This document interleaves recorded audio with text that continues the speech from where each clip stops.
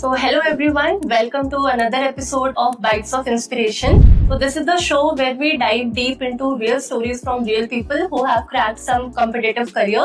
So, आज का episode बहुत ही स्पेशल है क्योंकि आज हमारे साथ है Charu Jain. She is a software engineer at Google. She is not from any NIT, IIT or any premium college. So, she has passed her college 3 years ago and she worked hard, built her skill, and recently 5 months ago she has joined Google.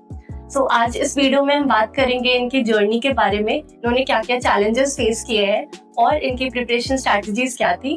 तो I request all the aspiring software engineers to watch the video till the end. Hi Charu, thank you so much for coming to this podcast. Thank you Swati for having me. आप अपनी journey के बारे में बताओ कि college से लेकर Google तक की पूरी जर्नी आपने क्या क्या चैलेंजेस फेस किए और कैसे उसे ओवरकम किया. So, I joined my college in 2018, and my branch was Electronics and Communication Engineering. So, when I was in first year, में mostly I was not very focused about my future placements or job. I was prepared, I was studying for my academics only. कि college में जो exams होते हैं उस पर मेरा पूरा focus था. And then in the second year, I started thinking about my future. मुझे क्या करना है आगे? Whether should I go for the placements or for the higher studies? तो उस टाइम पे क्या था कि I have checked the placement history of my college. तो जितना मुझे समझ में आया है कि मेरे कॉलेज में ज्यादा अच्छी कंपनीज नहीं आती हैं. मोस्टली सर्विस बेस्ड कंपनीज ही विजिट करती हैं, एंड दैट टू ईसी. अगर आप इलेक्ट्रॉनिक्स एंड कम्युनिकेशन बैकग्राउंड में हो तो फिर आपके लिए बहुत टफ है प्लेसमेंट लेना. अगर मैं अपने लास्ट ईयर का बताऊं, जिस ईयर में मैं जब मैं सेकेंड ईयर में थी, उस ईयर में जो प्लेसमेंट हुई थी उसमें सिर्फ 2 ही लोगों का प्लेसमेंट हुआ था ईसी में. तो मेरे लिए प्लेसमेंट तो एक ऐसा था कि I was not very sure. तो मैंने सोचा since I am very good in academics I should go for GATE. तो फिर मैंने in my 4th semester I started preparing for GATE. तो उसके लिए व्हाट आई डिड वाज कि मैंने फ्री रिसोर्सेज यूटिलाइज करना स्टार्ट किया. मैंने यूट्यूब पे सर्च करना स्टार्ट किया कि जो भी मेरे गेट में जो भी सब्जेक्ट्स पूछे जाएंगे उनके लिए जो भी वीडियोस अवेलेबल है, मैंने वहां से पढ़ाई स्टार्ट की. And I appeared for GATE in my 3rd year. तो 3rd ईयर में I was able to clear the cut off, but मेरी रैंक उतनी अच्छी नहीं थी कि मेरे को कोई अच्छा कॉलेज मिले या फिर कोई अच्छा PSU मिले. But I didn't lose hope. तो मैंने पढ़ाई कंटिन्यू रखी एंड 4th ईयर में मैंने अगेन अपीयर किया गेट के लिए. और एक चीज और ये थी कि when I was in school तो मैंने कंप्यूटर साइंस सब्जेक्ट पढ़ रखा था, तो उसमें मैंने जावा पढ़ रखी थी. तो मुझे पूरा आइडिया था, बेसिक्स था कि क्या उसमें सिंटैक्स होता है जावा का, बेसिक आइटरेशन क्या होते हैं, फॉर लूप, व्हाइल लूप, ये सब कैसे यूज करना है. तो और बाकी मैंने ये भी देख रखा था कि जो TCS या इन्फोसिस इस टाइप की सर्विस बेस्ड कंपनीज होती है, तो इनके असेसमेंट में मोस्टली आपसे बेसिक क्वेश्चंस ही पूछते हैं कोडिंग के, जो मुझे आते थे. तो मैंने सोचा कि मुझे इस पे इतना फोकस करने की जरूरत नहीं है and I should focus more on my GATE. तो फिर मैंने पढ़ाई अपनी मोस्टली गेट के लिए ही पढ़ाई करी थी एंड 4th ईयर में फिर से अपीयर हुई गेट के लिए. तो उस टाइम पे भी मेरी ज्यादा इम्प्रूवमेंट नहीं हुआ, मैंने कट ऑफ क्लियर कर ली, बट मेरी मार्क्स मेरी रैंक इतनी अच्छी नहीं थी कि मुझे कोई बेटर कॉलेज मिल पाए या फिर PSU मिल पाए. और मीनवाइल मैं अपीयर जो भी ऑफ कैंपस प्लेसमेंट्स हो रहे थे, जो मेरे कॉलेज में भी जो कंपनीज आ रही थी, मैंने सबके लिए अप्लाई किया और मुझे ऑलमोस्ट 6 कंपनीज से ऑफर मिल गया था. बट वही था कि सारी सर्विस बेस्ड कंपनीज थी, तो TCS, Wipro, Infosys, HCL, LTI, Mindtree and L&T. तो ये सारी कंपनी से मुझे ऑफर मिला था. बट ये था कि जो मेरा बेसिक मिनिमम जो पैकेज था वो 3.25 ऐसा कुछ था. तो ये सारी कॉलेजेस में आई थी कंपनीज या फिर ये सबके लिए बाहर से अप्लाई किया था? नहीं, स्पेसिफिकली कॉलेज में नहीं आई थी. एक्चुअली इन सारी कंपनीज में क्या होता है कि दे open the portal for everyone. सारे जितने भी कॉलेज के स्टूडेंट हैं सब अप्लाई कर सकते हैं. तो मैंने भी सिमिलरली अप्लाई किया था उनके पोर्टल्स पे ही. और फिर जो भी टेस्ट लिंक्स और जो भी थे वो सारे उसके कंपनी के थ्रू ही हमारे पास आए थे कि जो भी असेसमेंट्स रहेंगे या जो भी इंटरव्यू शेड्यूल करेंगे वो लोग करेंगे. तो वो वैसे हुआ था. बट हाँ, ये हुआ था एक बार प्लेसमेंट हो गया था तो उसके बाद इट वाज कॉलेज जो फोकस कर रहा था कि ये हमारा ऑन कैंपस प्लेसमेंट है. बट एज सच कोई स्पेसिफिकली मेरे कॉलेज में नहीं आई थी. वो था कि इंडिया में सब अप्लाई कर रहे थे उसमें, तो वैसे ही मैंने भी अप्लाई कर दिया था. बट हाँ, L&T स्पेसिफिकली मेरे कॉलेज वो पहली बार आई थी. इससे पहले कभी नहीं आई थी. तो मेरा जो मैक्सिमम पैकेज था वो L&T में ही था, जो कि 6 LPA था. तो फिर मैं आई वेंट फॉर L&T क्योंकि वो मैक्सिमम था. एंड अनदर थिंग वाज कि मेरा मेन फोकस जॉब लेना ही था. तो वो चाहे मुझे मेरे कॉलेज से मिले या मैं आगे अच्छी से बेटर कॉलेज से पढ़ाई करूँ वहां से मिले, अल्टीमेटली मेरे को जॉब ही चाहिए थी, तो मुझे कॉलेज जॉब के टाइम सोचा था कि फैंग में जाना है? नहीं, बिल्कुल नहीं सोचा था, क्योंकि उस टाइम पे मेरा बस जॉब का था, कोई भी मिल जाओ। मुझे लगता था कि मैं सर्विस बेस्ड ही कर लूँ, वही बहुत बड़ी बात है। टू बी ऑनेस्ट, मुझे लगता नहीं था कि मैं टीसीएस भी क्रैक कर पाऊंगी, क्योंकि आई वॉज नॉट दैट कॉन्फिडेंट कि मैं मुझे इतना आता होगा। प्लस जो इंटरव्यूज थे वो भी बहुत इजी नहीं थे। लाइक मैं टीसीएस के इंटरव्यूज का बताऊं तो मेरे इंटरव्यूअर ने मुझसे सब पूछा, उप्स कॉन्सेप्ट्स पूछे, कंप्यूटर नेटवर्क्स पूछा, and he was about to ask DBMS also. मुझे इतना कमांड नहीं था उस पे, तो मैं उस पे ज्यादा बता नहीं पाई। ही वाज आस्किंग मी कि आपको और क्या आता है कोर सब्जेक्ट्स में कंप्यूटर साइंस के। तो वो काफी टफ था, तो वो आपका मुझे बैकग्राउंड नहीं था ना कंप्यूटर साइंस का? नहीं नहीं, मेरा कंप्यूटर साइंस का बैकग्राउंड नहीं था, मैंने कोई भी कोर सब्जेक्ट नहीं पढ़ रखा था। इट वाज जस्ट दैट कि मेरे को थोड़ी बहुत नॉलेज थी जावा की बस, और मैंने कोई कंसिस्टेंटली कोडिंग भी नहीं कर रखी थी, तो मेरा इतना कमांड नहीं था उस सब पे, तो इसलिए आई वाज नॉट श्योर कि मेरा हो भी पाएगा। बट देन जब हो गया प्लेसमेंट तो फिर I like went for L and T, और मैंने गेट भी प्रिपरेशन छोड़ दी बिकॉज मेरा 2 साल में ज्यादा इम्प्रूवमेंट नहीं हुआ था। तो आई थॉट कि मैं क्यों, why would I waste my time there, तो I joined L&T in New Delhi. तो एलएनटी में एक्चुअली लाइक एलएनटी में जब मैंने ज्वाइन करी थी तो आई वॉज नॉट श्योर कि मैं कंटिन्यू करूंगी, because initially they were calling us to Chennai, पहले वो चेन्नई बुलाया उन्होंने। Then at Chennai they told us to go to Mysore, we went to Mysore, then we went to new Delhi. तो मेरे फैमिली के साइड से ये था कि like they won't send me कि वो किसी तो ऐसे बड़े सिटी चेन्नई में कितने नहीं। कितने टाइम के बाद ये स्विच कर? टू बी ऑनेस्ट, जब मैंने ज्वाइन करी थी एलएनटी तो मैंने सोचा ही नहीं था कि मैं स्विच करूंगी, बिकॉज मुझे ये लगता था कि मुझे प्लेसमेंट भी बहुत मुश्किल से मिला है, तो मैं आगे स्विच कर पाऊंगी नहीं, मैं I was not confident. But the thing was कि जैसे मैंने एलएनटी ज्वाइन करी तो after few months I realise कि मुझे वो वहाँ का वर्क है that was not very good, plus the kind of work environment that I was in वो इतना अच्छा नहीं था, I was not liking it. Plus जो मेरी स्किल्स थी, तो आई फेल्ट दैट मेरी स्किल्स पूरी तरह से यूटिलाइज नहीं हो रही है। तो मुझे रियलाइज होने लगा था कि जो मेरे और भी कलीग्स हैं, मेरे कॉलेज फ्रेंड्स हैं, वो जो दूसरी कंपनीज में है, they are doing better work in a better environment. और प्लस हमारे को एलएनटी में था कि we have to go 6 days, 9 to 5 था, we have to reach at 9 and we cannot नॉट लीव बिफोर 6 or 5 or 6। रिस्ट्रिक्शन था काफी। राइट राइट, तो ये सारी चीजें बहुत फ्रस्ट्रेट करती थी मुझे, तो आई तो वॉज थोड़ा लाइक सा कि वो ये बताओ कि वर्क एनवायरनमेंट और जो आपने बोला कि स्किल्स यूटिलाइज नहीं हो रही थी, इसे थोड़ा और एक्सप्लेन करोगे? हाँ। सो एक्चुअली जब मैं एलएनटी में गई थी तो आई वाज थिंकिंग कि मेरे को थोड़ा सा डेवलपमेंट वर्क मिलेगा, लाइक मैं कुछ एक्चुअल प्रोजेक्ट्स पे प्रॉपर काम करूंगी, कुछ डेवलप करूंगी, कुछ रियल लाइफ का कुछ बनाऊंगी। बट मोस्टली मुझे प्रोजेक्ट सपोर्ट के लिए डाला गया, लाइक मोस्टली मुझे डेवलपमेंट वर्क था बट बहुत लिमिटेड था। Mostly I was supporting my seniors. तो और एनवायरमेंट का अगर मैं बोलूँ तो ऑब्वियसली फ्लेक्सिबिलिटी बिल्कुल नहीं थी, and I was not getting any support from my managers और सीनियर्स। मेरे को कोई सही से काम मिले या फिर मैं थोड़ा सा लाइक ऑफिस से भी फ्लेक्सिबिलिटी नहीं थी, वो तो कंपनी पॉलिसी थी। तो ये सब चीजें, बहुत ही फ्रस्ट्रेटिंग एनवायरनमेंट था वहाँ का, तो वो मुझे बहुत इशू आता था। तो मैं इनिशियली तो मैंने स्विच का सोचा ही नहीं था। इनिशियली तो I was thinking to quit my job and go back to my home town, okay, क्योंकि इतना मैंने सोचा ज्यादा इससे। फ्रस्ट्रेट हो गई थी था? राइट राइट, तो मैंने सोचा कि मैं वहां जाके कुछ भी कर लूंगी बट मैं यहाँ नहीं रह पाऊंगी इन दिस एनवायरनमेंट। हाँ, तो आपने बताया कि आपने जॉब से फ्रस्ट्रेट हो गई थी, आपको वो काम अच्छा नहीं लग रहा था and you were so frustrated that you were ready to quit job. Right. ठीक है, तो आपने अपना फर्स्ट स्विच फिर कब किया? हाँ, तो लाइक आफ्टर 6 months मुझे ऐसा लगा कि मैं क्विट कर दूं, but then obviously back in my home town मुझे ऐसा लगा कि मैं घर जाके क्या करूंगी। I have studied so much and मुझे कुछ बेटर करना चाहिए, घर पे जाके तो you can do anything. So then what I did was I started researching researching about the opportunities that I have, like क्या कर सकती हूँ मैं, like shall I study for like coding करूँ या फिर और क्या चीजें हैं जो मुझे पढ़नी चाहिए। तो मैंने ना यूट्यूब वगैरह पे सब कुछ सर्च करना स्टार्ट किया, सो मुझे बहुत सारे ऐसे वीडियोस मिले, रोड मैप जर्नी, लाइक कैसे आप रोड मैप फॉलो करके you can go to switch another company. So उस पॉइंट पे मेरा गोल बस इतना था कि I have to come out of this company और किसी बेटर कंपनी में जाना है, नॉट स्पेसिफिकली फांग में या फिर आप कहो कि एक प्रोडक्ट बेस्ड कंपनी होना चाहिए। I was okay for startups also, but मुझे इस कंपनी से निकलना था because I was looking for a good work culture everything. So फिर मैंने क्या किया कि मैंने देखा कि मुझे पता चला कि firstly I have to get better at my coding. मेरी कोडिंग बहुत बेसिक लेवल की थी, इससे कुछ नहीं होगा। एंड सेकेंड थिंग वाज कि मुझे कोडिंग में भी have to be at advance level, DSA मुझे पढ़ना पड़ेगा, डेटा स्ट्रक्चर्स मुझे अच्छे से आना चाहिए। मुझे उस पॉइंट तक डेटा स्ट्रक्चर्स बहुत ज्यादा प्रैक्टिस नहीं था। एक और चीज थी कि मुझे अपना रेज्यूमे बेटर करना है, बिकॉज आप पढ़ भी लोगे, सब कुछ कर लोगे, but if you won't show your skills तो आप शॉर्टलिस्ट नहीं डेफिनेटली। कर सकते। तो फिर मैंने पैरेलली, सबसे पहले तो मैंने क्या किया कि मैंने रेज्यूमे अपना अपडेट किया। I added the relevant things जो मुझे दिखानी है रिक्रूटर को या फिर जो मैनेजर्स हायर कर रहे हैं उन्हें। और मैंने पैरेलली स्टार्ट किया हैकर रैंक से।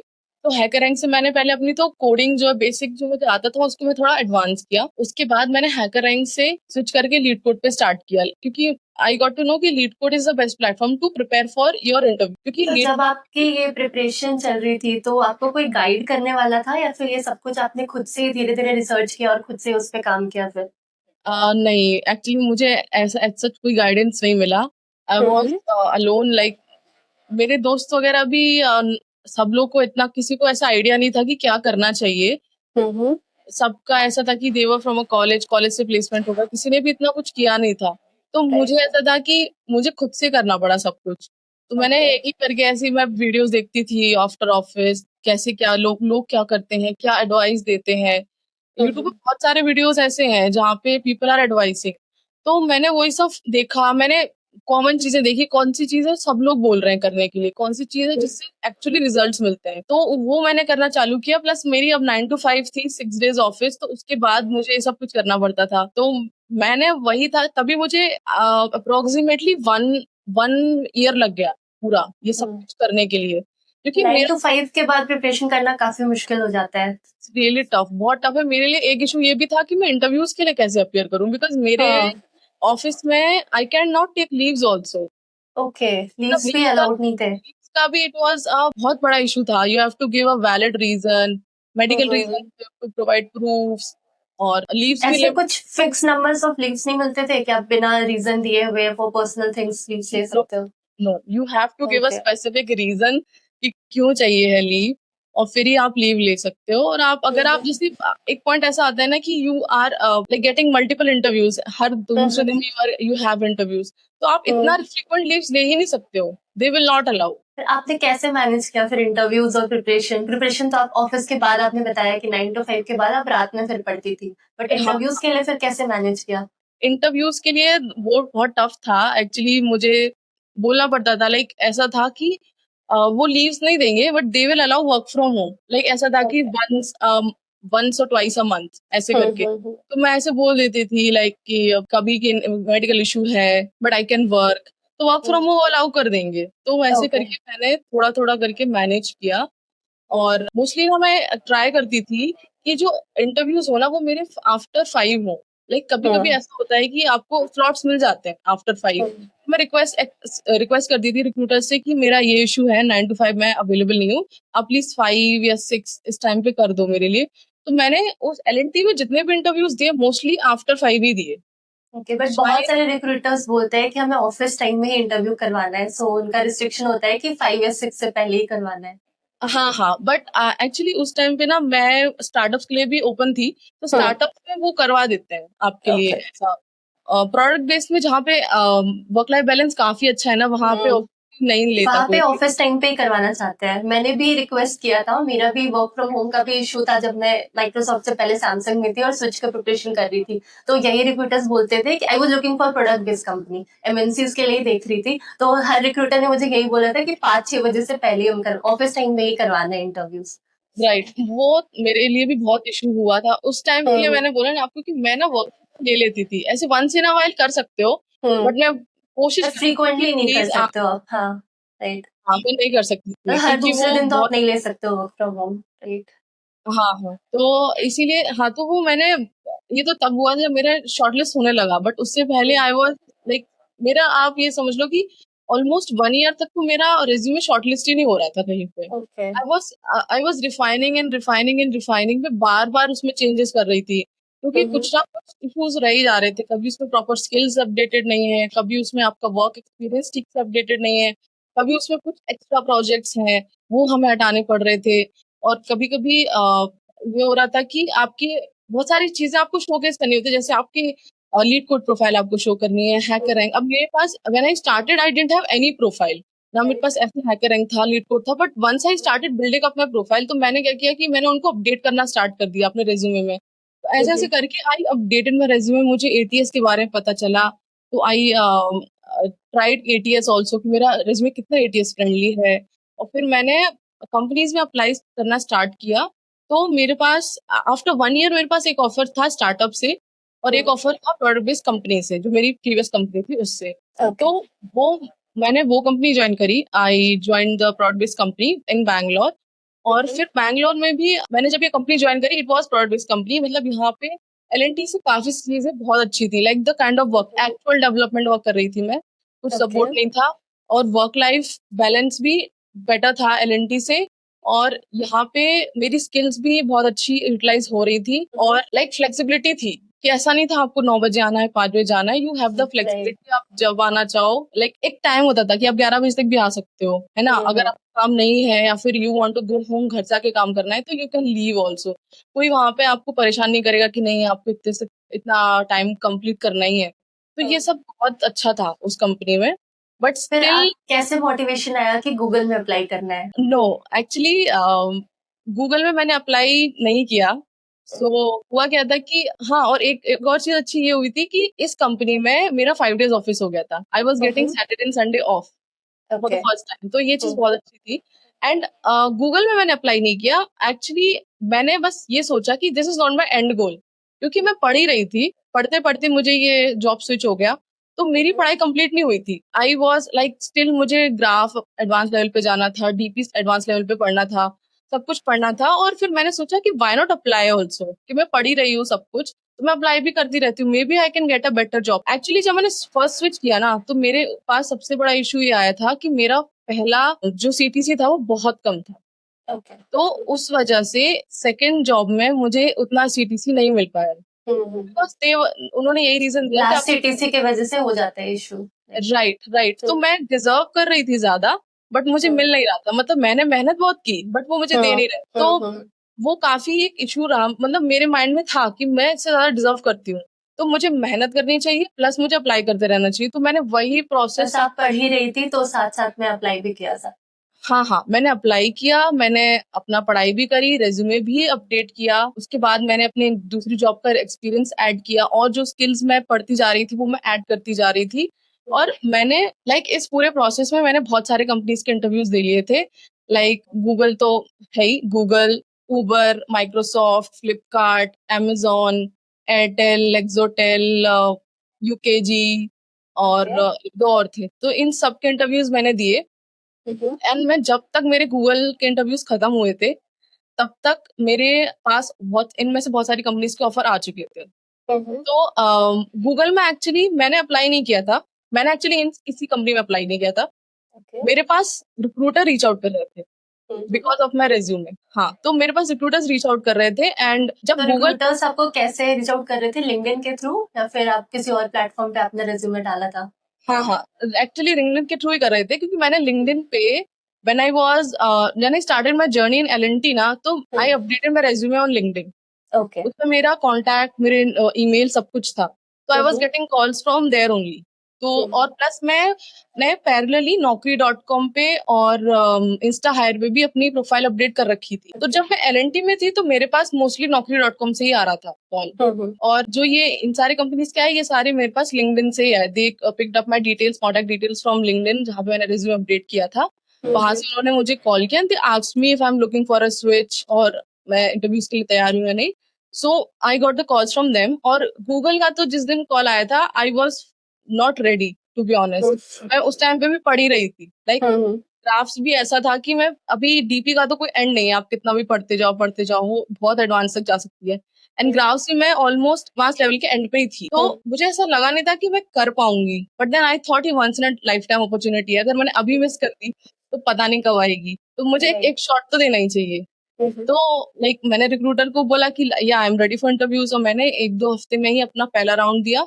और अगली 1 महीने के अंदर ही मेरे सारे राउंड्स खत्म हो गए थे। अगर कितने राउंड्स हुए, थोड़ा सा गूगल के इंटरव्यू प्रोसेस के बारे में बात कर लेते हैं। तो जैसे आपने बताया कि आपने खुद से अप्लाई नहीं किया था, रिक्रूटर ने रीच आउट किया, तो आपने आपने लिंक्डइन प्रोफाइल पे क्या क्या चीजें अपडेट की थी? लिंक्डइन प्रोफाइल को कैसे बनाया था ताकि वो दूसरे कैंडिडेट से स्टैंड आउट हो पाया और रिक्रूटर्स के, आपको इतने सारे रिक्रूटर्स के कॉल आए? फर्स्ट थिंग तो ये है कि अपना रेज्यूमे अपडेट करना है। उसके अलावा उसका जो अबाउट सेक्शन होता है वो भी प्रॉपर्ली अपडेट करना है। जो आपकी हेडलाइन है वो भी प्रॉपर्ली अपडेट करनी है। प्लस उसमें आप देखोगे लिंक्डइन में कि आप वहाँ पे अपने लिंक्स ऐड कर सकते हो, लाइक लीड कोड है, हैकर रैंक है, या फिर गिटहब है। आपने जो कुछ भी कर रखा है वो सारे आपके फीचर्ड सेक्शन में दिख जाएंगे, तो यू कैन ऐड इट। तो वो हमें करना चाहिए। तो मैंने भी सेम चीजें करी। मेरा कुछ भी पहले से अपडेटेड नहीं था, मैंने वो सब किया। मैंने अपने जो एक्सपीरियंस सेक्शन है उसको पूरा रिफाइन किया, उसमें रेलेवेंट एक्सपीरियंस ऐड किया, और जो मेरे रेलेवेंट प्रोजेक्ट्स थे वो मैंने ऐड किए। तो ऐसे करके मैंने अपनी प्रोफाइल पूरी रिफाइन की, सो दैट लाइक जब भी प्रोफाइल खोले तो दे नो कि these are my skills, this is something that I have worked on. Great, मतलब लिंक्डइन प्रोफाइल अपडेट करने से बहुत बेनिफिट मिल जाता है, आपको अप्लाई नहीं करना पड़ता, रिक्रूटर्स खुद ही रीच आउट करते हैं। क्योंकि बहुत सारे स्टूडेंट्स का ये प्रॉब्लम रहता है कि वो अप्लाई कर रहे हैं बट एंडलेसली अप्लाई कर रहे हैं, बट फिर भी इंटरव्यू कॉल्स नहीं आ रहे। सो यहाँ पे those who are watching this video, ये टेक अवे तो ले लो कि लिंक्डइन प्रोफाइल को अपडेटेड रखना है। ठीक है, तो अब थोड़ा इंटरव्यू प्रोसेस के बारे में बात कर लेते हैं कि गूगल में कितने राउंड्स हुए और क्या क्या, मतलब बेसिक आप ओवरव्यू बता दो कि सारे राउंड्स में क्या क्या क्वेश्चन पूछे गए, किस टॉपिक पे क्वेश्चन पूछे गए, एंड फाइनली फिर आपका इंटरव्यू के बाद सिलेक्शन कितने दिन में हुआ? सबसे पहला राउंड तो आपका एक एलिमिनेशन राउंड होता है, एक फोन स्क्रीन राउंड होता है। उसमें वो आपका लाइक मेरा राउंड हुआ था अराउंड आफ्टर 2 वीक, क्योंकि मैं तो एक्चुअली रेडी थी 1 वीक के लिए, बट दे रिक्रूटर इंसिस्टेड मी कि आपका पहला राउंड है, एंड इफ अगर ये राउंड आपका क्लियर हो जाता है तो फिर आप आगे जाके जितने भी राउंड होंगे आप सब दोगे, इर्रिस्पेक्टिव ऑफ योर परफॉर्मेंस। तो इसीलिए ये राउंड को आप अच्छे से दो। तो मैंने क्या किया कि पहला राउंड दिया आफ्टर 2 वीक, और उसके वो एलिमिनेशन राउंड मेरा क्लियर हो गया था। आई got the result after 2 days. उसके बाद मेरे 3 टेक्निकल राउंड्स हुए थे, डीएसए राउंड्स आप कह सकते हो, और एक गुगलीनेस राउंड हुआ था। गुगलीनेस लीडरशिप राउंड होता है वो। तो ओवरऑल मैं आपको बताती हूँ कि मेरे डीएसए में I got questions from graph and mathematics and DP, और एक क्वेश्चन था जो हैश मैप से था। और उसके अलावा गुगलीनेस में लीडरशिप में they will ask Google specific, मतलब जो उनका leadership skills they want to assess, तो उसके रिलेटेड क्वेश्चंस थे। ओके, तो डीएसए का क्वेश्चन किस लेवल का था? Like LeetCode, hard questions और मीडियम लेवल क्वेश्चंस थे? एक्चुअली मीडियम टू हार्ड बोल सकते हो आप। Medium to hard both? हाँ हाँ हाँ, इजी कोई क्वेश्चन इजी नहीं था किसी भी राउंड में, सारे मीडियम हार्ड ही थे। क्योंकि हर लेवल का, क्योंकि हर टॉपिक का एक लेवल होता है कि आप एडवांस भी हो सकता है और एक बेसिक भी हो सकता है। तो मेरे एडवांस लेवल के क्वेश्चन थे सारे। तो और आपका सिलेक्शन फिर कितने दिन के बाद, आपको ऑफर मिला इंटरव्यू राउंड्स खत्म होने के बाद? एक्चुअली जब आप सारे राउंड्स क्लियर कर लेते हो तो there is one team matching round. वो भी होने के बाद आपकी फर्दर आगे प्रोफाइल जाती है हायरिंग कमेटी के पास, एंड देन आपका डिसीजन आता है। तो मेरा वो टीम मैचिंग होने में ही थोड़ा टाइम लग गया था, like approximately 3 to 4 weeks, like 1 month हो गया था। उसके बाद मेरा टीम मैचिंग हुआ था, और फिर उसके बाद भी I guess after 1 or 2 weeks मुझे ऑफर आया। सो पूरा अराउंड आपका 2 महीने 2.5 महीने लगे पूरा इंटरव्यू स्टार्टिंग फर्स्ट इंटरव्यू से लेकर ऑफर मिलने तक? हाँ हाँ, मैंने एक्चुअली सितंबर के एंड में स्टार्ट करा था सब कुछ पूरा प्रोसेस, और वो मुझे दिसंबर तक मुझे ऑफर आ गया था। ग्रेट। 2 to 3 months इजीली लग जाते हैं। तो आपने जब आपकी जो प्रिपरेशन जर्नी थी उसमें आपका लाइक थोड़ा आप डे टू डे रूटीन बताओगे कि आप पढ़ने का टाइम कब निकालती थी, कितने देर आप पढ़ती, लाइक 9 to 5 के बाद कैसे मैनेज करती थी पढ़ाई? हाँ, एक्चुअली 9 to 5 के बाद मेरा ऐसा होता था कि मैं पूरी एग्जॉस्ट हो जाती थी। तो मेरे लिए एक चीज थी कि I have to be consistent, चाहे कुछ भी हो जाए, भले ही मैं एक क्वेश्चन करूं दिन का, बट मुझे करना है। So like after coming back from my office, मेरा वो डिनर होना, घर पे बात करना, ये सब करके I would start like coding, और ये सब मैं करना स्टार्ट कर देती थी, पढ़ना। और एक चीज और थी कि not only coding, I have to do other subjects also, क्योंकि मेरा बैकग्राउंड इसी का था। तो मुझे सीएस के कोर सब्जेक्ट्स का नॉलेज नहीं था बिल्कुल भी। But I got to know कि आपको इंटरव्यू में they will ask OOPSEP, DPMS and computer networks and operating system, ये सब वो पूछ सकते हैं। तो मुझे पैरेलली वो सब भी पढ़ना था, तो उसके लिए भी मैं यूट्यूब वीडियोस ही फॉलो कर रही थी। मैंने कोई भी पेड कोर्स नहीं लिया बिल्कुल भी, मैंने यूट्यूब वीडियोस ही फॉलो किए, लीड कोड किया, लीड कोड प्रीमियम भी नहीं लिया। तो 9 to 5 के बाद मैं थोड़ा बहुत 1-2 घंटे रेस्ट करने के बाद मैं पढ़ती थी। अराउंड मैं कोशिश करती थी कि एटलीस्ट 1 घंटा दूं, एवरी डे। Okay. वीकेंड्स में मैं थोड़ा एक्सटेंड कर लेती थी, लाइक 3 to 4 आवर्स दे देती थी। और लाइक मतलब मेरा ऐसा हो गया था कि कभी कभी ऑफिस से लेट भी हो जाते थे। नॉट ओनली आप 5 बजे 6 बजे आ ही जाओगे, आप थोड़ा लेट भी हो जाओ, तो ऐसा होता था कि मैं थक गई तो मैं सो गई। फिर मैं उठी रात में 2 बजे उठी, अपने आप ही उठी, मैंने खोला लैपटॉप, मैंने एक लीड कोड क्वेश्चन किया और फिर एक लाइक कंसिस्टेंट रहना है, लाइक हर दिन का वो हाँ मेंटेन करना है कि थोड़ा एटलीस्ट आधे घंटे ही करे बट एक क्वेश्चन तो एटलीस्ट सॉल्व कर लेना है। Right, great. थोड़ी प्रोग्रेस हो तो ये तो मेरा एलएनटी कंसिस्टेंसी में मेरा काफी ज्यादा इंपॉर्टेंट होता है एंड सबसे ज्यादा यही डिफिकल्ट होता है मेंटेन करना। हाँ हाँ, लीड कोड के अभी मोटो है कि कंसिस्टेंसी इज द की, तो मैंने वही फॉलो किया और एलएनटी में तो मेरा यही था। फिर when I was in my another company लेटेक्स, वहां पे भी I used to do this also कि मैं पूरा दिन ऑफिस में जितना भी मेरा काम होता था मैं करती थी, and after office I used to spare 1 hour for my preparations. तो मेरा जो भी टॉपिक्स मैं प्रिपेयर कर रही थी उस टाइम पे, उसके लिए मैं करती थी, और वीकेंड्स पे थोड़ा ज्यादा, जब मेरे कोई पास गूगल। ओके, कोई स्पेसिफिक रिसोर्सेज आपने फॉलो किया प्रिपरेशन में, लाइक कुछ यूट्यूब चैनल्स के नाम आप बता सकते हो जो कि हेल्पफुल होगा जो स्टूडेंट्स प्रिपेयर कर रहे हैं फॉर डीएसए और साथ में subjects like DBMS, operating system and computer network, ये सब के लिए आप क्या क्या फॉलो किए थे? मैंने एक्चुअली डीएसए में भी अलग अलग वो फॉलो किए थे। जैसे आप डीपी के लिए बोलोगे तो मैंने आदित्य वर्मा की प्लेलिस्ट है डीपी की, वो फॉलो करी थी। मैंने नीट कोड है एक चैनल, उसको मैंने फॉलो किया था। और मैंने टेक यू फॉरवर्ड राज विक्रमादित्य का जो है उसके लिए, वो मैंने ग्राफ ट्रीज इन सब के लिए फॉलो किया था। हाँ, और एक और मैं नाम मुझे याद नहीं आ रहा है, मैंने ऊप्स के लिए भी एक वीडियो फॉलो किया था, खुशहाल करके कुछ नाम है उसका, मुझे वो नाम नहीं याद आ रहा है, मैं आपको बाद में बता दूंगी तो आप उसको ऐड ठीक है, कर मैं देना। ऐड कर दूंगी डिस्क्रिप्शन। तो वो मैंने फॉलो किया था। और बाकी कंप्यूटर नेटवर्क्स और इस सब के लिए तो आई फॉलो बेसिक, कोई भी एक वीडियो मैंने देख लिया था, उसके लिए मैंने ज्यादा वो नहीं किया था। ओके। बट हाँ, मैंने डीएसए के लिए स्पेसिफिक चैनल्स फॉलो किए थे। अब ये है कि मैंने ये फॉलो किए थे, बट अगर कोई और प्रिपेयर कर रहा है तो दे शुड फर्स्ट एक्सप्लोर, क्योंकि होता क्या है ना कि आप सबको सब कुछ समझ नहीं आता है। लाइक मैंने और भी लोगों से पूछा था तो रिक्वेस्टेड अनदर चैनल्स, क्योंकि उन्हें उनका समझ में आ रहा था, मुझे इनका समझ में आ रहा था, तो I followed them. Like blindly अगर हम फॉलो करें किसी की एडवाइस तो इट वोंट हेल्प। तो इसलिए जो भी प्रिपेयर कर रहा है वो पहले खुद ही एक्सप्लोर कर ले कुछ चैनल्स, फिर उसके बाद जो उन्हें सूटेबल लगे उसको फॉलो करें। ये आपने बहुत अच्छी एडवाइस दी है कि पहले खुद से एक्सप्लोर करो एंड देन फाइंड करो कि तुम्हारे लिए क्या कौन सा चैनल वर्क करता है। ग्रेट। हाँ। सो अब मैं आपसे बोलना चाहूंगी कि जो भी स्टूडेंट्स ये वीडियोस को देख रहे हैं, those who are not from any premium college, उसको आप क्या एडवाइस देना चाहोगे if they are targeting FAANG roles? जो मैंने फॉलो किया वो चीजें वो फॉलो कर सकते हैं। लाइक फर्स्ट थिंग इज कि वो अपनी डीएसए स्ट्रॉन्ग कर लें if you are specifically targeting MAANG companies, क्योंकि वहां पे डीएसए बहुत इंपॉर्टेंट है। डीएसए के लिए they can follow like leet code, वो अपना कंसिस्टेंसी कर सकते हैं, और लीड कोड करें तो दे शुड मेंटेन कंसिस्टेंसी। और थर्ड थिंग है रेज्यूमे अपडेट करना ना भूलें, because it is very important. आप पैरेलली पढ़ाई कर रहे हो, सब कुछ कर रहे हो, बट आपके अगर रेज्यूमे में कुछ नहीं दिख रहा है तो इट वोंट हेल्प। कुछ आप तो रेज्यूमे रेज्यूमे, के टिप्स देना चाहोगे, क्या नहीं करना चाहिए या क्या करना चाहिए रेज्यूमे को अच्छा बनाने के लिए? हाँ, सो लाइक इसके लिए मैंने भी देखे बहुत सारे टिप्स हैं, दे आर ऑल सारे सही हैं। पहली चीज तो ये कि रेज्यूमे बहुत बड़ा ना हो, एक पेज से ज्यादा बड़ा ना हो, और आपके जो भी ये जो प्लेटफॉर्म्स है, कोडिंग प्लेटफॉर्म्स है, जैसे आप लीड कोड डाल रहे हो, गिटहब डाल रहे हो, लिंक्डइन या कुछ भी है, वो आपका अच्छे से हाईलाइट होना चाहिए टॉप पे, क्योंकि वो ही एक मीडियम है जिसके through recruiter will contact you. तो आपकी कॉन्टेक्ट डिटेल्स और ये आपके सारे प्लेटफॉर्म्स हाईलाइट होने चाहिए। प्लस आपका जो भी, अगर बंदा फ्रेशर है, लाइक उसको कोई वर्क एक्सपीरियंस नहीं है, तो उसकी प्रोजेक्ट्स प्रॉपर्ली मेंशन्ड होना चाहिए विद प्रॉपर डिस्क्रिप्शन। और अगर एक्सपीरियंस है तो आप प्रोजेक्ट को थोड़ा सा कम करके एक्सपीरियंस को प्रॉपर्ली हाईलाइट करें, और वो चीजें जरूर हाईलाइट करें जिसमें आपने वर्क किया है या फिर आगे वर्क करना चाहते हैं। लाइक क्या होता है कि कभी कभी कुछ लोगों ने कुछ चीज में वर्क नहीं किया होता है, जैसे मैंने जावा में किया था, मुझे जावा में ही जाना था, बट कभी कभी कुछ लोग होते हैं जो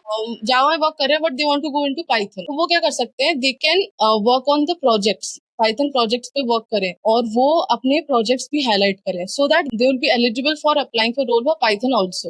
आपका एक्सपीरियंस जावा में है बट आपने क्या पाइथन में साइड काम कर प्रोजेक्ट्स लिया। को इम्पोर्टेंस मिलता है इन इंटरव्यूज? आपने जो भी इंटरव्यूज दिए उसमें आपका क्या एक्सपीरियंस है? अगर आप वर्क कर रहे हो जावा में लेकिन आप साइड प्रोजेक्ट्स दिखा रहे हो जो आपने खुद से किया पाइथन में, तो उसका कितना वेटेज होता है इंटरव्यू में? उसका वेटेज मैं ज्यादा नहीं कहूंगी कि बहुत ज्यादा होता है, it can help to an extent, but बहुत ज्यादा नहीं होता है। Mostly they focus on your experience only. But कभी कभी लोगों का ऐसा होता है कि ये एक्सपीरियंस नहीं है, क्या करें, then they can add their project. But हाँ, अगर आपका एक्सपीरियंस उसी फील्ड में है तो वो सबसे बेटर है। बट ये है कि आपको उसको प्रॉपर्ली हाईलाइट करना पड़ेगा। लाइक अगर आप जैसे सपोज आपने कोई भी अपना प्रोजेक्ट मेंशन किया फ्रॉम योर वर्क, आपने कुछ एक्स वाई प्रोजेक्ट पे काम किया, तो यू हैव टू मेंशन कि आपने उसमें कौन सी टेक्नोलॉजी यूज करी है, so दैट जो रिक्रूटर देख रहा है वो ये समझ पाए कि हाँ आपने इस टेक्नोलॉजी का यूज किया है and you have worked on it. क्योंकि कभी कभी मेरे पास भी रिक्रूटर्स के कॉल्स आते थे, तो दे वुड आस्क, लाइक वो फर्स्ट कॉल में पूछ लेंगे कि आपने ये प्रोजेक्ट मेंशन किया है, तो इसमें आपने कौन सी टेक्नोलॉजी वर्क किया है, या फिर वो डायरेक्ट स्किल्स पूछ लेंगे कि आपने क्या ये स्किल्स यूज किया है।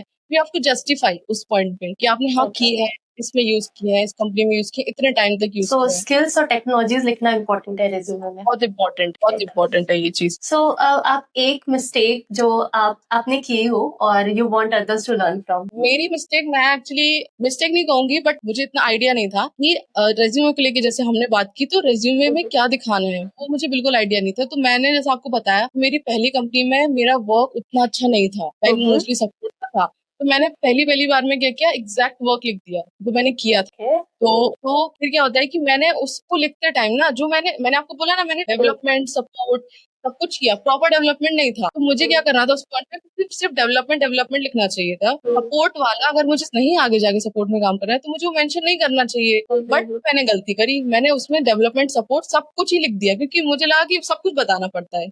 बट आपको वही दिखाना चाहिए जिसमें आपको आगे वर्क करना है। तो फिर मैंने इसलिए मैंने रेज्यूमे रिफाइन किया। तो मैंने अपना पूरा वर्क जितना मैंने करा था उस टाइम तक, पूरे वर्क को नोट डाउन किया एक शीट में। मैंने उसमें से फाइंड आउट किया कि ये वर्क रेलेवेंट है जो मैंने किया है, जो आगे मुझे हेल्प करेगा जॉब के लिए। मैंने वो वर्क चूज किया, वो वर्क ऐड किया, और जो वर्क मेरा रेलेवेंट नहीं था वो मैंने हटाया। तो उससे मेरा रेज्यूमे भी प्रॉपर दिखा, लाइक बहुत ज्यादा क्लटर्ड नहीं था। और मैंने जो आगे रिक्रूटर्स मेरा रेज्यूमे देख रहे होंगे उन्हें वो ही चीजें मिल रही होंगी जो वो चाहते हैं देखना। तो वो एक मिस्टेक कर सकते हैं काफी लोग, कि वो लोग क्या कर सकते हैं कि इग्नोरेंस की वजह से जो भी उन्होंने किया है, जैसे प्रोजेक्ट्स भी कई बार हम करते हैं, कॉलेज में भी 5-6 प्रोजेक्ट कर लिए, हमने सब डालते हैं।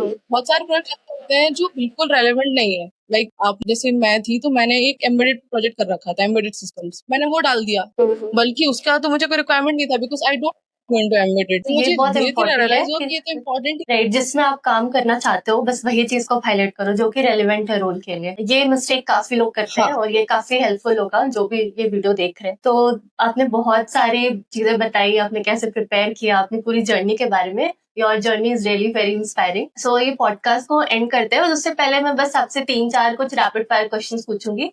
सो उसके बाद एंड करते हैं। So, most underrated resource for interview preparation. Most underrated resource, I would say Lead Code, I would say. Okay. So, DSA or projects? DSA. Okay. Total prep duration before applying to Google? 1 year, I would say. Okay. Group study or solo prep? Solo. Okay. Google interview in one word? I would say awesome. Like these were really awesome. क्योंकि मैंने ऐसे interviews कभी नहीं दिए। सो बहुत अच्छा लगा आपसे बात करके। Thank you so much for taking out time for this podcast and inspiring many other students. So thank you so much.